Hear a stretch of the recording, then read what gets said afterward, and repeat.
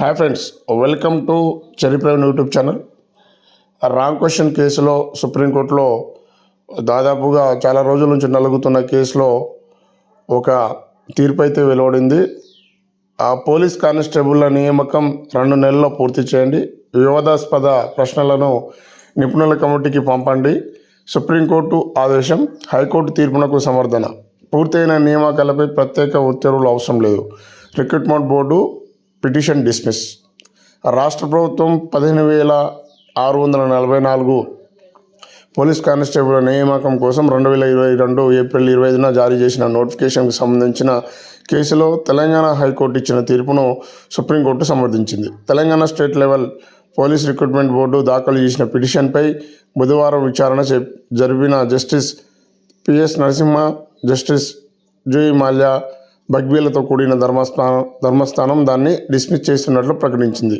High court తీర్పు ప్రకారం వివాదాస్పద ప్రశ్నలను నిపుణుల కమిటీకి ప్రతిపాదించింది. 2 నెలలలోపు మొత్తం నియామక ప్రక్రియను పూర్తి చేయాలని ఆదేశించింది. మరోవైపు ఇప్పటికే పూర్తయిన నియామకాలపై ప్రత్యేక ఉత్తర్వులు జారీ చేయాల్సిన అవసరం లేదని పేర్కొంది.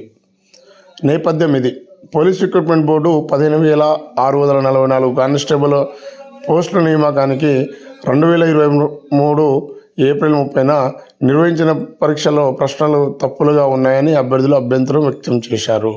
దీంతో ఈ సంస్థ ప్రిలిమినరీ కీను నిపుణుల కమిటీకి ప్రతిపాదించింది. దాని సిఫార్సుల ఆధారంగా 2023 మే 30న తుదికి విడుదల చేసింది. కొందరు అభ్యర్థులు దాన్ని సవాల్ చేస్తూ హైకోర్టును ఆశ్రయించడంతో ఏకసభ్య ధర్మస్థానం ఆ పిటిషన్పై విచారించి 4 ప్రశ్నలు తొలగించాలని ఆదేశించింది.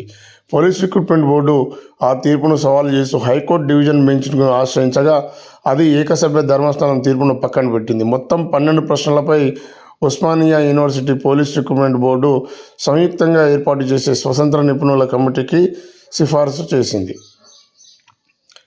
అయితే ఇది 2024 జనవరి 1న ఆదేశించింది. ఆ కమిటీ ఈ ప్రశ్నలను 4 వారాల్లోపు పరిశీలించి రిక్రూట్మెంట్ బోర్డుకు సిఫార్సు చేయాలని తీర్పు ఇచ్చింది. దాని ఆధారంగా కానిస్టేబుల్ ఎంపిక ప్రక్రియ సాధ్యమైనంత త్వరగా పూర్తి చేయాలని ఆదేశించింది. దాంతో బోర్డు హైకోర్టు తీర్పును సవాలు చేస్తూ 2024 జనవరి 24న సుప్రీంకోర్టును ఆశ్రయించింది. హైకోర్టు తీర్పుపై స్టే విధిస్తూ నియామకాలు చేపడితే తుది తీర్పుకు లోబడి ఉంటాయని పేర్కొంటూ సుప్రీంకోర్టు 2024 ఫిబ్రవరి 2న మధ్యంతర ఉత్తర్వులు ఇచ్చింది. తాజాగా ఆ పిటిషన్పై విచారణ జరిపిన సుప్రీంకోర్టు ధర్మస్థానం ఇందులో తాము జోక్యం చేసుకోవాల్సిన అవసరం లేదని పేర్కొంటూ కొట్టేసింది. హైకోర్టు తీర్పు ప్రకారం నిపుణుల కమిటీ ఏర్పాటు చేసి 2 నెలల్లో మొత్తం ప్రక్రియను పూర్తి చేయాలని ఆదేశించింది. అయితే ఇది ఇప్పటివరకు జరిగిన నియామకాలను డిస్టర్బ్ చేయకుండా కొత్త నియామకాలు చేపట్టేలా ఉత్తర్వులు జారీ చేయాలన్న పోలీస్ రిక్రూట్మెంట్ బోర్డు తరపు న్యాయవాది రాధాకృష్ణన్ చేసిన విజ్ఞప్తిని జస్టిస్ పిఎస్ నరసింహ తోసిపుచ్చారు. ఇప్పటికే జరిగిన నియామకాలను ఇక్కడ సవాల్ చేయనందున వారి గురించి ప్రత్యేకంగా ఉత్తర్వులు జారీ చేయాల్సిన అవసరం లేదని పేర్కొన్నారు. ఇప్పటివరకు ఎంతోమంది నియమితులయ్యారని జస్టిస్ పిఎస్ నరసింహ ప్రశ్నించగా పోలీస్ రిక్రూట్మెంట్ బోర్డు తరపు న్యాయవాది 15,474 మంది అభ్యర్థులను నియమించినట్లు చెప్పారు. అయితే ఈ వాదనతో ప్రతివాదుల తరపు న్యాయవాది విభేదించారు. ఇంకా 854 పోస్టులు ఖాళీగా ఉన్నట్లు బోర్డు ఇక్కడ దాఖలు చేసిన రిజైండర్లో పేర్కొన్నట్లు ధర్మస్థానం దృష్టికి తెచ్చారు. దాంతో న్యాయమూర్తి జస్టిస్ పిఎస్ నరసింహ నియామకాలు జోలికి పోకుండా ఎస్పీఎల్పిని డిస్మిస్ చేస్తున్నట్లు ప్రకటించారు. సో మిత్రులారా, మొత్తానికి ఏంటంటే ఇప్పుడు ఉస్మానియా యూనివర్సిటీ కమిటీ ఏదైతే డిసైడ్ చేస్తుందో అదే ఫైనల్ అవుతుంది.